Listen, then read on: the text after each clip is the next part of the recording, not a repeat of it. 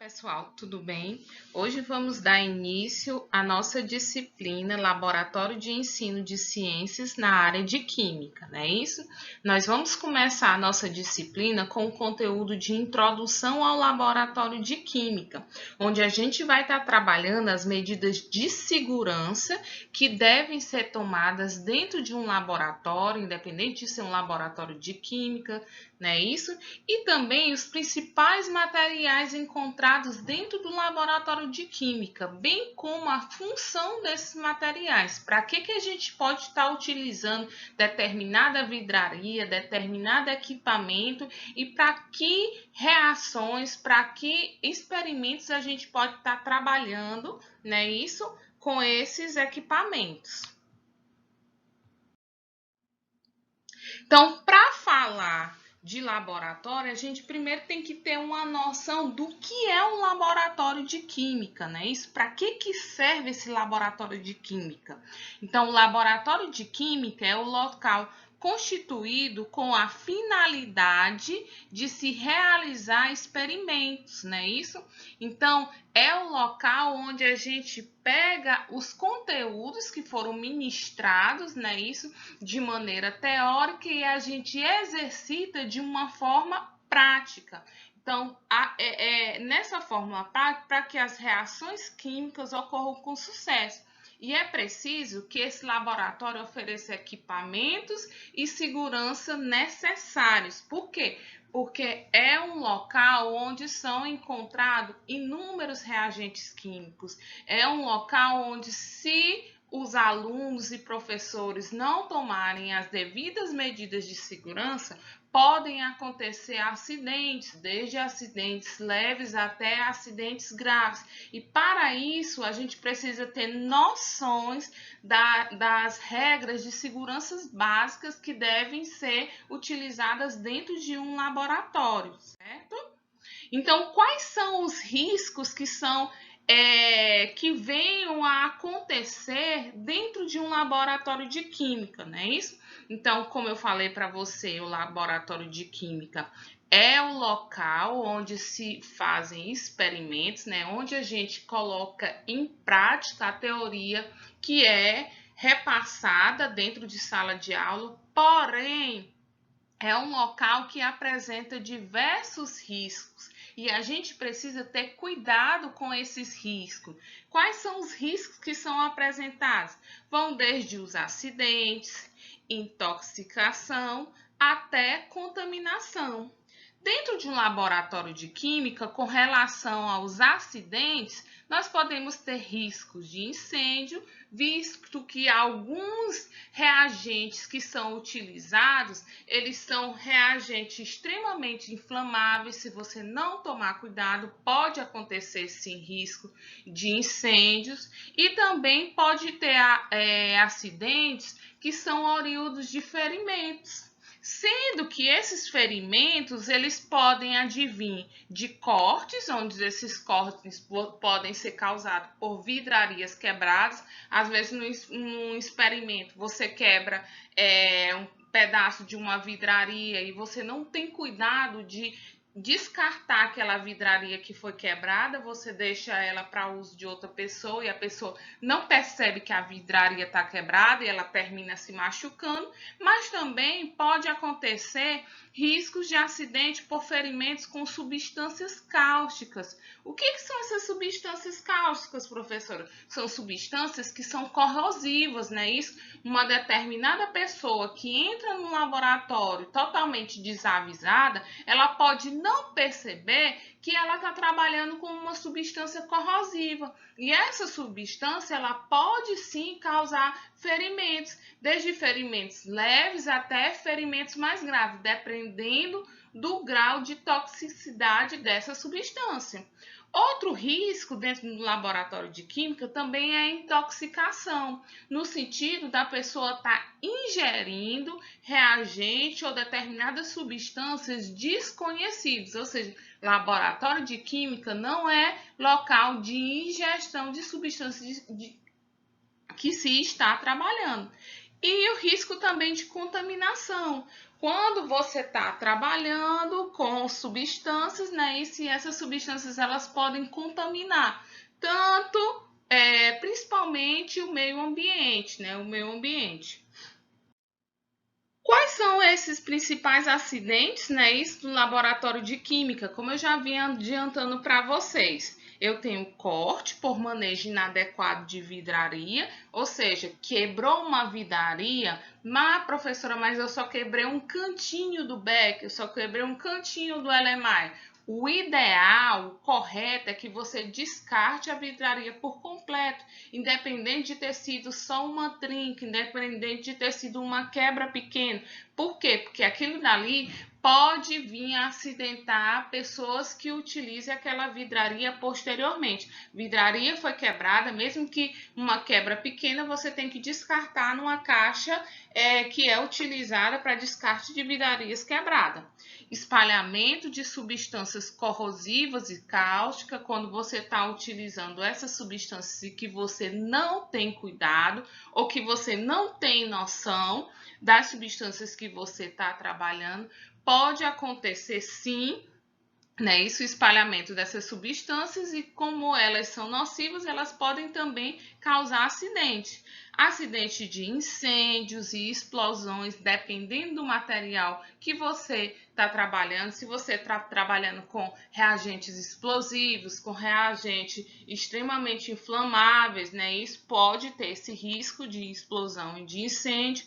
Inalação de gases ou vapores nocivos, quando se está trabalhando com reagentes que são extremamente irritantes ou com ácidos fortes, base forte, né? Isso? Então, toda vez que você estiver trabalhando com reagentes que exalem, né, esses vapores, a gente vai ver mais na frente que a gente tem um local adequado dentro do laboratório para estar fazendo esse tipo de reação, que são as capelas, né? Isso?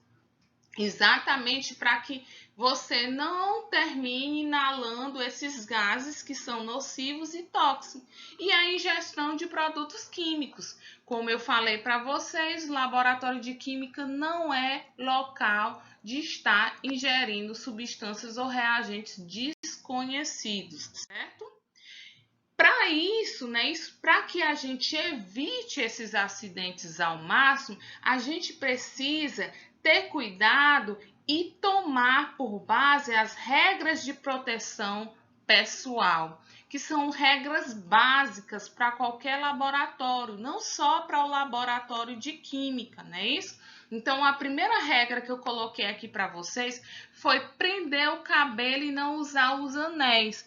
Porque os cabelos eles devem ser presos no sentido de não estar descartando, né, esse cabelo dentro do laboratório. Você está fazendo um determinado experimento, cabelo pode cair no experimento e cabelo é sujo. Então entrou no laboratório, esse cabelo, se for grande, ele precisa ser amarrado ou então colocado uma touca descartável.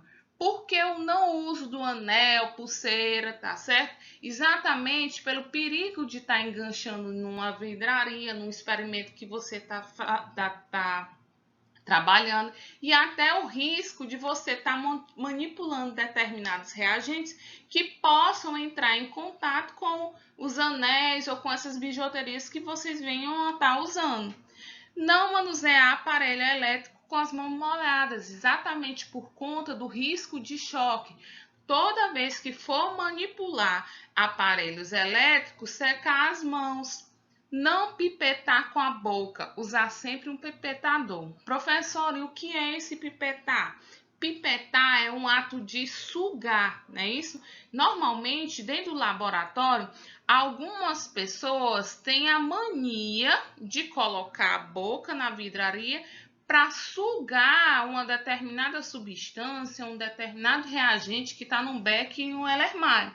Mas isso é sério, é grave. Por quê? Porque é um risco grave de acontecer acidente. Porque a pessoa, sem querer, ela pode ingerir essa substância aqui.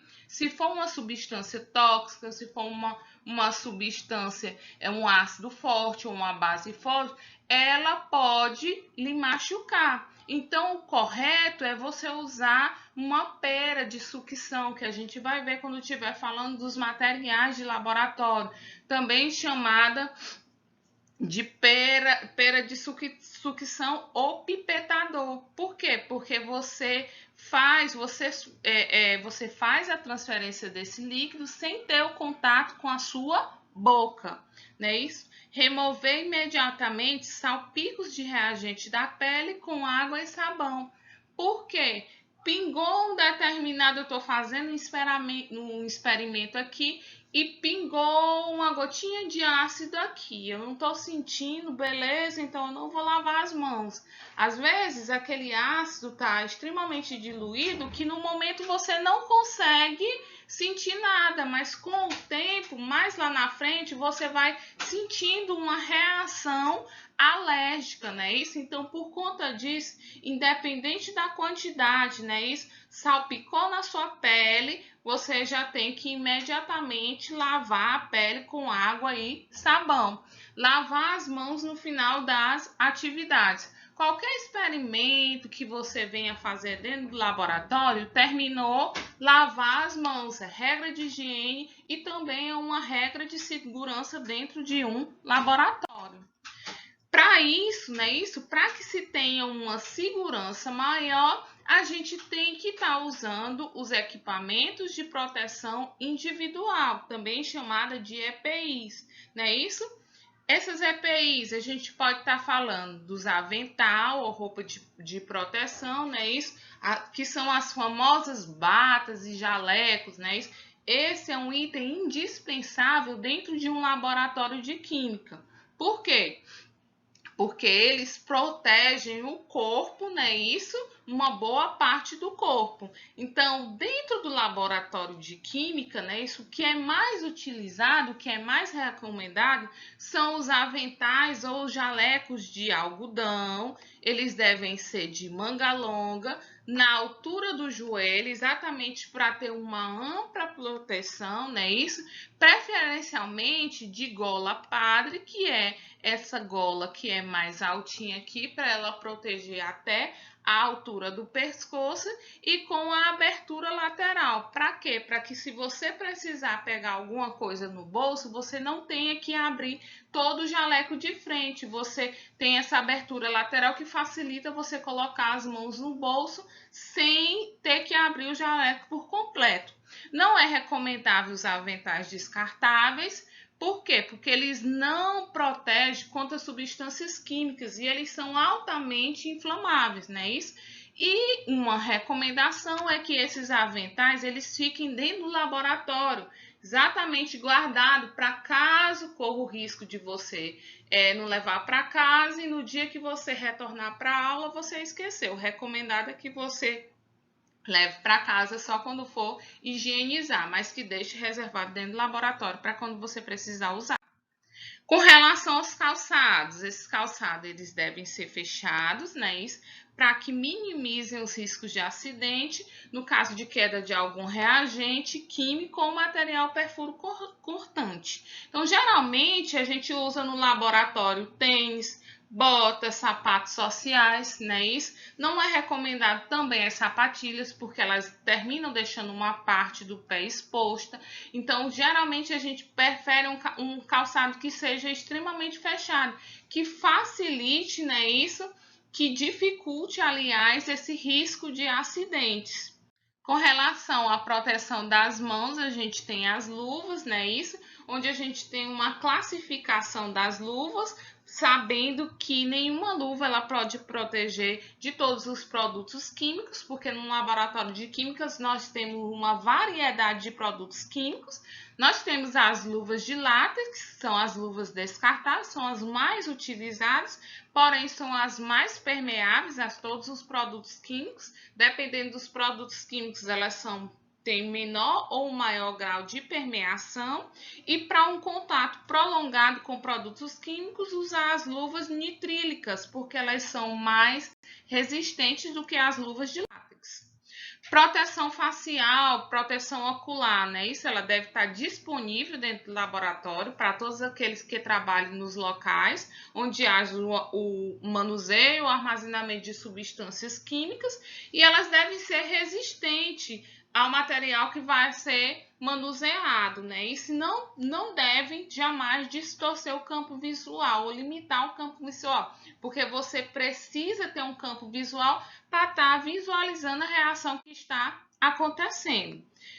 Também, além dos equipamentos de proteção individual, nós temos os equipamentos de segurança, que são imprescindíveis dentro de todos os laboratórios. Eles devem ser instalados em locais estratégicos para permitir a fácil e rápido acesso de qualquer ponto do laboratório. Em caso de acidente, eles devem estar bem visíveis, a pessoa deve identificar de imediato onde estão esses equipamentos, e recomenda-se fazer um teste de funcionamento pelo menos uma vez por semana, exatamente para se ter a certeza que quando se tiver uma necessidade de uso, aqueles equipamentos vão estar disponíveis, vão estar acessíveis e vão estar funcionando, né, isso, para que ele diminua esse risco de acidente. Então, quem são os equipamentos de segurança que temos dentro de um laboratório? Eu tenho a capela de segurança química, né? Isso. Essa capela é utilizada no manuseio de material concentrado, material corrosivo, material volátil e também os materiais irritantes. Essa capela, ela apresenta essa janela de proteção aqui que vocês estão vendo. Essa janela de proteção, ela serve de uma barreira entre a pessoa que está manipulando e o que está sendo manipulado. Ela precisa ter uma bancada, que é essa parte de dentro aqui, extremamente resistente, exatamente porque você vai estar trabalhando com material concentrado, com material corrosivo, e se essa bancada de dentro ela não for resistente, né, isso com o tempo ela vai começar a degradar. Por que se usa essa capela? Exatamente para quando você está trabalhando com esse material concentrado, corrosivo, né, isso, ela tem a capacidade de exaustão, ela pega esses vapores de dentro e ela joga para fora do laboratório. Ou seja, você não tem contato com aquele odor extremamente forte e irritante, porque a capela ela tem essa função de tirar, né, esses vapores e colocar para fora. Um outro equipamento de segurança dentro do laboratório são o chuveiro e os lava-óleo. Eles têm que ficar em local bem visível, né? Isso para quando uma pessoa, caso precise, ela deve logo identificar onde estão esses equipamentos. Esses equipamentos, no caso o chuveiro e os lava-óleo, né, são equipamentos de emergência no caso de um derrame de reagente, tanto no corpo, né, quanto nos olhos. O espaço para esse equipamento, geralmente eles são colocados do lado de fora do equipamento, do laboratório, bem próximo à porta. E você nunca, jamais você deve obstruir, né, a área de acesso do chuveiro e do lava-óleos, exatamente para que no caso de um acidente, a pessoa que seja acidentada, ela tenha livre acesso para sair, né, e logo identificar esses equipamentos de segurança. Então, além da capela e do chuveiro e lava-óleos, nós temos também de equipamento de segurança os extintores, né? Os extintores eles servem para controlar princípios de incêndio em casos de emergência. Existem vários tipos de extintores, como o extintor de gás carbônico, extintor de pó químico, extintor de água, extintor de espuma. Cada um desses extintores é usado para determinada classe de incêndio, né? Isso porque a gente tem várias classes de incêndio, para cada classe de incêndio é utilizado um determinado tipo de extintor. Relação dos símbolos de segurança em função da periculosidade. Então, no laboratório de química, né, isso nós temos reagentes e esses reagentes eles são classificados de acordo com a periculosidade, né? Isso. Então, no frasco do reagente sempre vem essas imagens aqui, onde você vai conseguir identificar que tipo de reagente está dentro daquele frasco e quais os cuidados devem ser tomados ao utilizar aquele reagente. Nós temos as substâncias que são inflamáveis, sendo que essas substâncias elas podem ser extremamente inflamáveis ou facilmente inflamáveis. As substâncias inflamáveis são aquelas que podem pegar fogo na presença de uma fonte de ignição, seja uma chama, seja uma faísca, não é isso? Então, são substâncias que a gente deve ter um certo cuidado ao estar utilizando. Como exemplo de substância extremamente inflamável, nós temos o éter e facilmente inflamável, nós temos a gasolina. Nós temos também as substâncias que são explosivas, né? Isso são aquelas substâncias ou misturas que apresentam riscos de explosão sob o efeito de uma chama, de um calor. São aquelas substâncias que explodem, né? Isso com a determinada fonte de ignição. No caso aqui eu coloquei para você o trinitrotolueno, né? Isso como característica de uma substância explosiva. Nós temos também as substâncias que são oxidantes, são aquelas substâncias que, em caso de incêndio, elas favorecem a propagação do fogo. O exemplo típico desse é o oxigênio. Temos também as substâncias corrosivas, que são aquelas que podem provocar lesões na pele, destruição dos tecidos ou até queimaduras, né? Isso é um exemplo dessa, é a soda cáustica. Temos também as substâncias irritantes, que são aquelas que podem ocasionar lesões de natureza inflamatória na pele ou na mucosa. Exemplo, a água sanitária, né? Isso. E temos os materiais tóxicos, que são aqueles que podem provocar danos graves à saúde e podem provocar até a morte. Como exemplo, coloquei para vocês aqui o amoníaco. E temos também as substâncias que são nocivas, né? Que são aquelas que podem causar danos tanto à flora como à fauna, como à população humana também. E elas, quando liberadas, elas podem também degradar o meio ambiente. Coloquei para você os CFC, os gases clorofluorcarbonos. Temos dentro de um laboratório as sinalizações de proibição, onde eu tenho um círculo vermelho, né? Isso com uma tarja cortada ao meio. Coloquei para vocês, proibido apagar com água, proibido comer e beber dentro do laboratório e proibido foguear, ou seja, tocar fogo dentro do laboratório. Temos as sinalizações de obrigação, onde as plaquinhas são o que? Azul, né? Isso. Coloquei para vocês proteção obrigatória para os olhos, proteção obrigatória para as vias respiratórias, proteção obrigatória para o corpo, proteção obrigatória para as mãos. Temos também a sinalização de aviso, onde as placas são amarelas com preto. Coloquei para vocês substâncias inflamáveis, risco de choque elétrico e substâncias corrosivas. Como regras gerais do laboratório e de conduta dentro do laboratório de química, o que a gente sempre deve fazer? Né? Isso, usar as EPIs e usar as EPIs de uma forma correta. Sempre ao adentrar o laboratório, vocês utilizarem o jaleco, proteção ocular quando necessário, né? Isso, luvas para fazer experimentos, os calçados que sejam calçados fechados de maneira adequada, né? Para que não hajam riscos de acidente. Como eu já falei para vocês, manter os cabelos longos presos atrás da cabeça ou então usar as toucas descartáveis.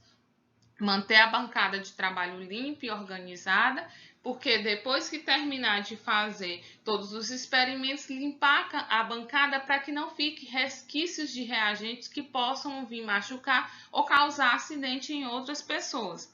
Verificar as sinalizações existentes dentro do laboratório, né? Isso. Ter cuidado com o manuseio da vidraria. Fragmentos de peças quebradas podem causar sérios ferimentos. Aquilo que eu falei para vocês. Vidraria quebrou, descarta aquela vidraria e coloca dentro de uma caixa própria para vidrarias quebradas. Coisas que vocês nunca devem fazer dentro de um laboratório de química. Comer, beber ou fumar dentro de um laboratório é terminantemente proibido. Utilizar reagentes de identidade desconhecida ou duvidosa. Se você não sabe que tipo de reagente está dentro de um determinado frasco, não manuseie, não faça a manipulação, tá certo? Porque pode acontecer de você estar trabalhando com determinado reagente que você não sabe a procedência. Despejar substâncias indiscriminadamente na pia, não, porque isso você está degradando o meio ambiente. Você não sabe se você está descartando uma substância que é extremamente forte, ou uma substância que é fraca, ou uma substância que pode estar, de certo modo, né, isso, abalando a flora e a fauna. Realizar reações químicas ou aquecer substâncias em recipientes fechados, porque corre o risco de explosões. Jogar na pia papéis, palitos de fósforo ou outros materiais que podem causar entupimento. Então, além dessa parte, como eu já tinha falado para vocês, além dessa parte, né, isso, das regras básicas do laboratório de química, nós vamos falar também dos materiais básicos que são existentes dentro do laboratório de química. Primeiro, nós temos aqui o becker, né, isso? O becker é uma vidraria de uso geral no laboratório de química. Ele serve para fazer reações entre soluções, dissolver substâncias sólidas e para aquecer líquidos. Nós temos também, dentro do laboratório de química, o Zellermeyer, não é isso? Assim como os Becker, os Zellermeyer são vidrarias que são utilizadas para o aquecimento de líquido e para dissolver substâncias. Então, dentro do laboratório de química, nós podemos encontrar também os tubos de ensaio, né? Isso, que são vidrarias que podem ser aquecidas, né? Isso, diretamente no bico de Busse, né? Isso, para fazer determinadas experiências, e são vidrarias empregadas para fazer reações em pequena escala, o pequeno tipo de reações. Temos também o bastão de vidro, né? Isso, esse bastão de vidro que é um bastão mesmo, né? Isso é usado na agitação e na transferência de líquidos e soluções. Nós temos também, esse é bem comum, né? Isso dentro do laboratório, um funil de vidro. Os funis, eles são utilizados na transferência de líquido ou de soluções de um frasco para outro, mas também eles são utilizados para efetuar filtrações simples. Também encontramos dentro do laboratório de química o vidro de relógio, como o próprio nome da vidraria já diz, ele é bem parecido com o vidro de relógio. Os vidros de relógio, eles são utilizados na pesagem de substâncias que não são voláteis, ou seja, que elas não passam para o estado de vapor com facilidade, ou não são higroscópicas, ou seja, elas não têm a capacidade, né, de absorver água. Temos também as provetas, né? As provetas, elas são vidrarias destinadas às medidas aproximadas de líquido ou de solução. Aproximada por quê? Porque ela tem uma graduação aqui. Então, por essa graduação, a gente tem uma noção, né, da quantidade de líquido que deve ser medido aí. Temos também o balão volumétrico, né? Isso dentro do laboratório. Então, qual é a finalidade do balão volumétrico? O balão volumétrico, ele é usado, né? Isso é uma vidraria utilizada para o preparo de soluções com precisão em um laboratório. Por quê? Porque no balão volumétrico ele já me diz o volume exato da determinada vidraria que eu estou utilizando. Então, além do balão volumétrico, dentro do laboratório de química, nós temos o balão de fundo chato, né? Isso como a gente pode perceber aqui, e temos o balão de fundo redondo, não é isso? O balão de fundo chato, ele é utilizado para o armazenamento de líquidos e soluções, não é isso? Ele também é muito utilizado para fazer as reações com despreendimento de gás. O balão de fundo redondo, ele é semelhante ao balão de fundo chato, só que ele é menos apropriado que o balão de fundo chato para fazer essas reações de aquecimento.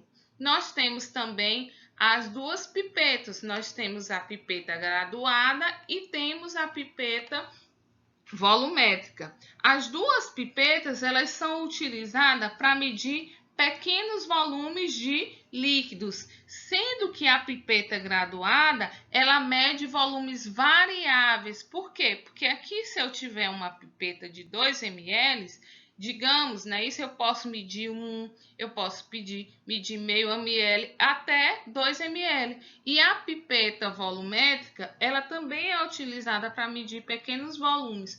Porém, como ela não é graduada, né, isso, ela só mede um volume único. Se ela é uma pipeta de 2 ml, ela só vai medir 2 ml. Aqui na pipeta graduada, ela tem uma precisão na medida, né? Isso, ela não apresenta tanta precisão, porque se eu posso medir aqui valores intermediários, pode acontecer de vir a variável erro. Aqui na volumétrica não, como ela só mede um volume exato, ela é mais precisa do que a pipeta graduada. Temos aqui também no laboratório o dissecador. O dissecador ele é usado para guardar substâncias numa atmosfera de baixo índice de umidade, ou seja, determinados reagentes que precisam estar em locais que tenham baixa quantidade de água, para que eles, na temperatura ambiente, eles venham absorver água. Então, normalmente, quando eu tenho um reagente que apresenta essa capacidade de absorção de água, né, isso na temperatura ambiente, eles precisam ser guardados dentro do dissecador, exatamente para evitar que esses reagentes venham a absorver água. Temos a bureta, né? Isso dentro do laboratório. Então, a bureta é utilizada em um tipo de análise química, também muito conhecida, chamada de titulação, né? Isso.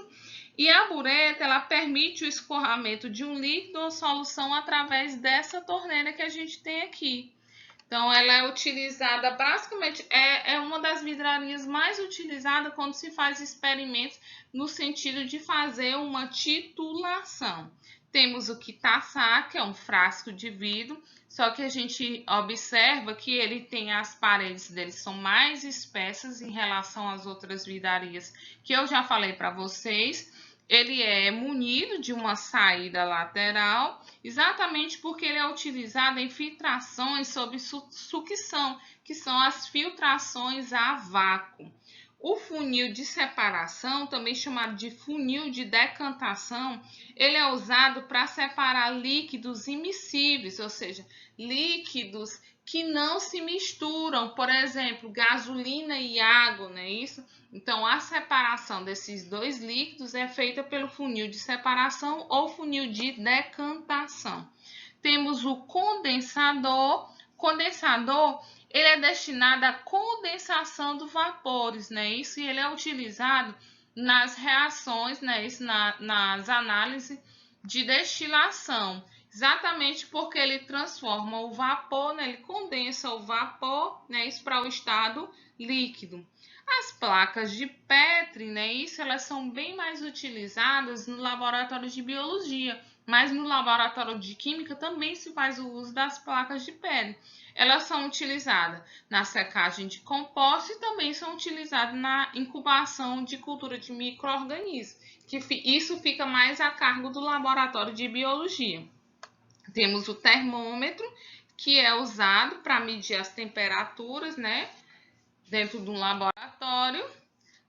Dentro do laboratório, além dos materiais de vidro, nós temos os materiais de porcelana, como coloquei aqui para vocês. Tem o cadinho, que é usado, né, nas reações de aquecimento de substâncias a seco. São materiais que, por serem de porcelana, eles suportam altas temperaturas, tipo acima de 500 graus Celsius. Nós temos o triângulo de porcelana, onde só essa parte aqui é de porcelana, o resto é metal. Ele é usado principalmente como suporte nos aquecimentos do cadinho, onde a gente coloca o cadinho em cima desse triângulo para que ele seja aquecido. Temos o almofariz e o pistilho, que é utilizado na pulverização, ou seja, na trituração de determinados sólidos, não é isso? E temos a cápsula de porcelana, que é utilizada para efetuar a evaporação de líquidos ou soluções. Também, como vários desses materiais de porcelana que eu já falei, suporta temperaturas extremamente elevadas. Além dos materiais de porcelana, nós temos os materiais de metais. Dentro dos materiais de metais, nós temos o bico de Bunsen, não é isso? Que é um bico de gás, é utilizado como a principal fonte de aquecimento dos materiais que não são inflamáveis.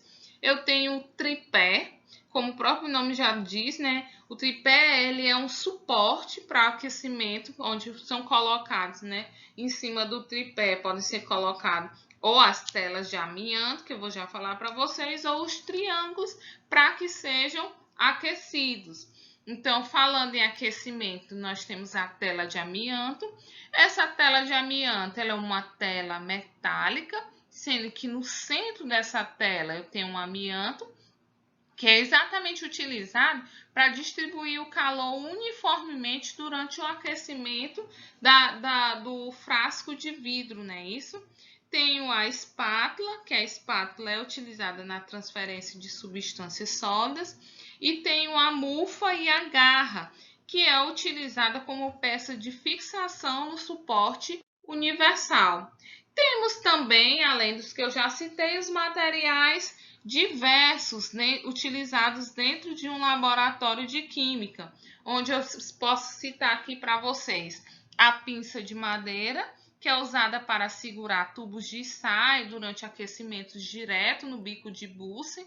Lembra que eu falei para vocês, quando falei de tubos de ensaio, eu disse que eles poderiam ser aquecidos diretamente, mas eles são aquecidos através da pinça, onde você precisa pegar com a pinça.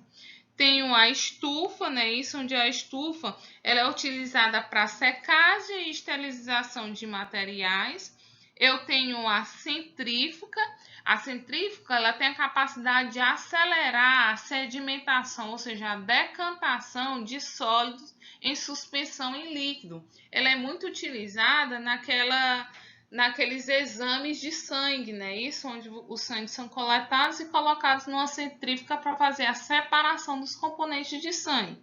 Eu tenho a pera ou pipetador, né? Isso, de sucção, que é utilizado para auxiliar nos procedimentos de pipetagem ou de sucção. Lembra que eu falei para vocês que toda vez que precisar fazer a transferência de líquido, você nunca deve pipetar com a boca, e sim utilizar o pipetador ou a pera de sucção.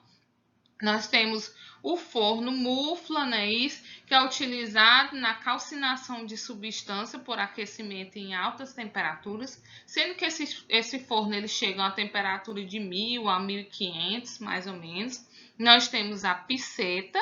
A piceta é utilizada para enxaguar a vitraria, né? Dentro dessa piceta nós podemos colocar água destilada, nós podemos colocar acetona, álcool, né? Isso, qualquer outro solvente. E temos as balanças, né? Isso que são equipamentos utilizados para determinação de massa. sendo que no laboratório a gente pode estar trabalhando com as balanças analíticas e com as balanças semi-analíticas. Então, gente, por hoje, essa era a nossa aulinha de hoje. Espero que vocês tenham gostado. Não deixem de responder o fórum de apresentação, pois ele vale como componente avaliativo da nota de vocês. Qualquer dúvida, estou à disposição. Abraços!